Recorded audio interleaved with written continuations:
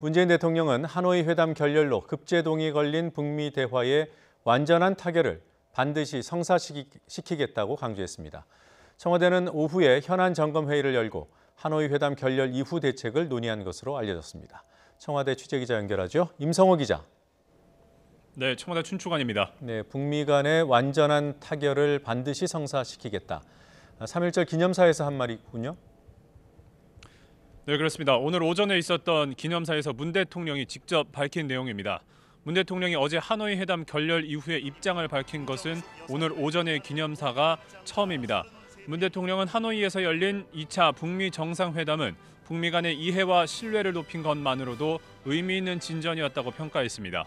특히 북미 연락사무소 설치까지 논의가 된 것은 북미 관계의 정상화를 위해서도 중요한 성과였다고 말했습니다.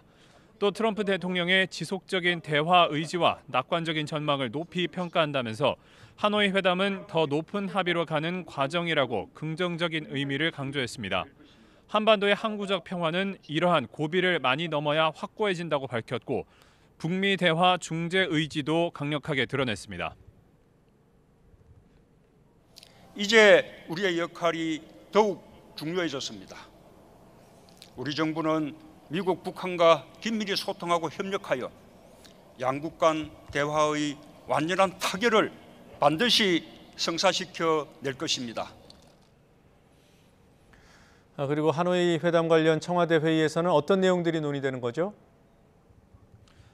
네, 말씀하신 대로 어제 하노이 회담에서 북미가 이견을 보인 부분에 대해서 문 대통령에게 보고가 이뤄지고 있을 것으로 보입니다. 특히 어제 회담 직후에 트럼프 대통령이 연 기자회견에서 북한이 전면적인 제재 완화를 요구했다고 밝히자 오늘 밤 사이에 북한 류영호 외무상이 또다시 기자회견을 열어서 일부 제재 완화 요구였다며 반박하는 등 말이 엇갈리고 있는 상황입니다. 이 부분에 대해서도 정의용 국가안보실장으로부터 문 대통령이 보고를 받았을 것으로 보입니다. 문 대통령은 이를 바탕으로 북미 대화 재개를 위해서 우리 정부가 취할 수 있는 선택지가 뭔지 검토에 들어가게 될 것으로 보입니다. 다시 대북 특사를 파견하거나 판문점에서의 4차 남북 정상회담 등을 예상해 볼 수 있습니다. 이 본격적인 중재 시도는 김 위원장이 베트남 공식 방문을 마치고 평양으로 귀환하는 시점을 전후로 추진할 것으로 보입니다. 지난해 개설한 남북 정상 간 한라인 통화는 다른 나라가 감청할 수도 있다는 우려 때문에 북측이 선호하지 않는 것으로 전해졌습니다. 우여곡절 끝에 성사된 하노이 회담이 아무런 성과가 없는 노딜로 끝나면서 문 대통령의 중재 역할에 대한 기대감이 다시금 커지고 있습니다. 지금까지 청와대 춘추관에서 YTN 임성호입니다.